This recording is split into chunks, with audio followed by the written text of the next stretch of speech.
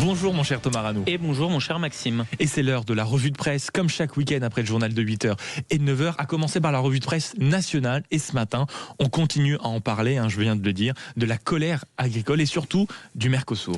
Bah oui, puisqu'hier, sans grande surprise, l'Union européenne a donné son feu vert à cet accord commercial qui devrait officiellement être signé samedi prochain lors de la visite d'Ursula von der Leyen au Paraguay. Forcément, on en parle ce matin.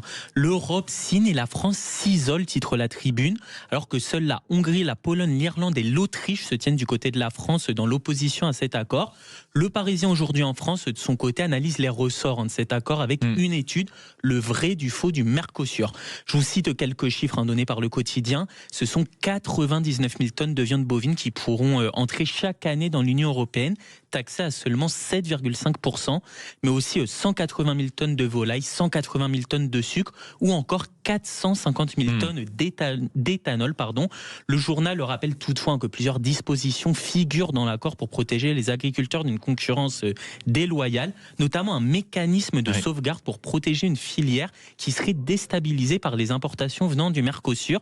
Bon, pas sûr, Maxime, que ça suffise à convaincre les nombreux agriculteurs qui sont mobilisés toute la semaine, notamment à Paris sur les Champs-Élysées ou encore devant l'Assemblée nationale. Et on a pu suivre cette mobilisation de près, notamment ici sur Sud Radio. Et un autre sujet dont on parle régulièrement dans la presse et plus encore ce matin, c'est de l'actualité internationale qu'on va causer, mon cher Thomas, parce qu'on parle des manifestations qui se poursuivent, mais qui surtout s'amplifient en Iran. Ah, c'est ça, la contestation s'amplifie, le régime durcit la répression. Un titre par exemple Le Figaro, alors que des manifestations se tiennent partout dans le pays depuis maintenant pratiquement 2 semaines.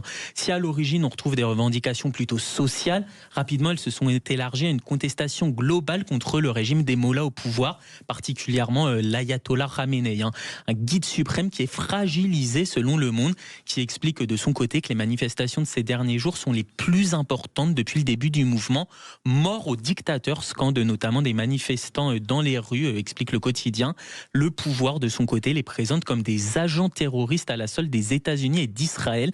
Même son de cloche du côté de Libération qui titre sur cette révolte et parle d'un embrasement avec en illustration une affiche à l'effigie de Khamenei en train de brûler. Le journal parle dans ses pages d'un peuple excédé face à un pouvoir dépassé. Et à la une du Parisien aujourd'hui en France, mon cher Thomas, on retrouve une enquête sur les Français qui, face à l'inflation, on en parlait tout à l'heure avec notre auditrice Sophie, et j'en parlais dans mon œil, qui face à l'inflation, n'ont pas le choix que de changer profondément leur habitude de consommation. Ouais, le Big Bang des courses, cite le quotidien avec quelques chiffres très parlants. Bon, vous en avez parlé dans votre édito, mais je vais les rappeler. Chez Lidl, par exemple, la consommation de viande a chuté de 15,7% entre 2021 et 2025, le poisson de 11,7%, quand dans le même temps, celle des œufs qui sont beaucoup plus abordables s'est envolée de 20%. Les Français traquent désormais les bonnes affaires. Pour cela, ils multiplient les enseignes qu'ils fréquentent. Ils sont passés en moyenne de 7 en 2008 à 8,5 aujourd'hui. Un chiffre à rappeler, encore une fois, il est vraiment inquiétant. 49% des Français disent avoir été au moins une fois à découvert dans l'année. Et forcément, Maxime, la consommation alimentaire devient la première variable d'ajustement.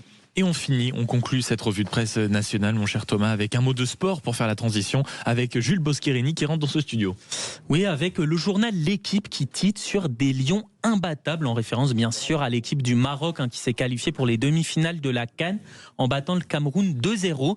Des demi-finales lors desquelles le Maroc pourrait affronter l'Algérie si les Fennecs l'emportent face au Nigeria. On n'y est pas encore, mais nul doute que ce match, s'il venait à avoir lieu, prendrait une tournure très géopolitique et ferait aussi office de défi pour le ministère de l'Intérieur. Ça c'est sûr. Merci beaucoup mon cher Thomas, qu'on retrouve pour la revue de presse des régions après le journal de 9h.